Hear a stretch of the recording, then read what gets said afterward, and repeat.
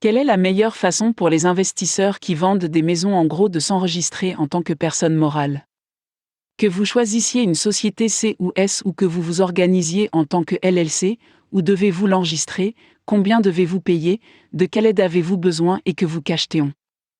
Pour ceux qui vendent des maisons en gros, il n'y a vraiment aucune excuse pour ne pas former une entité légale sous laquelle faire des affaires, ou une douzaine d'entre elles. Pincez vos pénis si vous voulez, mais la ligne inférieure est que n'importe quel grossiste qui est sérieux au sujet de maximiser le bénéfice et de rester dans le jeu d'immobilier pour plus que quelques mois vraiment ne peut pas se permettre de ne pas formaliser leurs entreprises. Là où la plupart des grossistes en immobilier s'embourbent, c'est sur la décision initiale du type d'entité à enregistrer. Doit-il s'agir d'une société C ou S ou d'une SARL? La vérité est que chaque professionnel à qui vous parlez vous donnera probablement une réponse différente et de très bons arguments pour la justifier. Mais ne vous laissez pas décourager. Vous pouvez passer du statut de société S à celui de société C après le dépôt de la demande et les SARL font tout aussi bien l'affaire pour la plupart. Faites-le rapidement pour des raisons de confidentialité et de responsabilité, puis apportez vos modifications.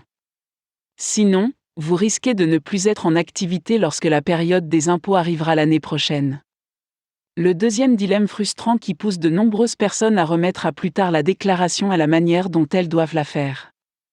Aujourd'hui, vous avez le choix entre une déclaration directe en ligne auprès de l'État, l'utilisation d'un service tiers en ligne ou le recours à un cabinet d'avocats.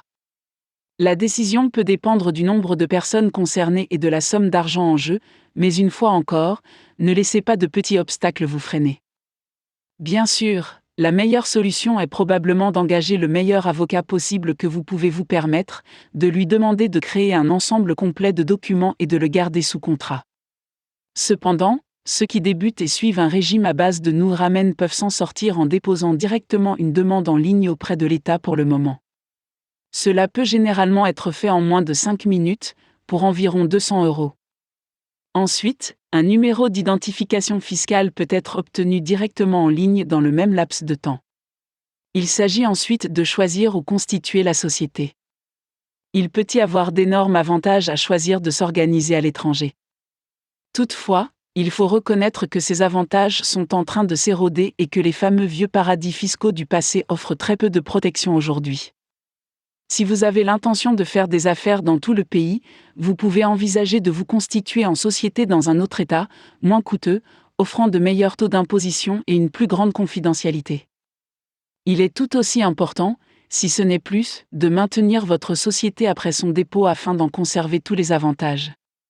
Il s'agit notamment de respecter les exigences en matière de réunion, de renouvellements annuels et de veiller à ce que les fonds ne soient pas détournés.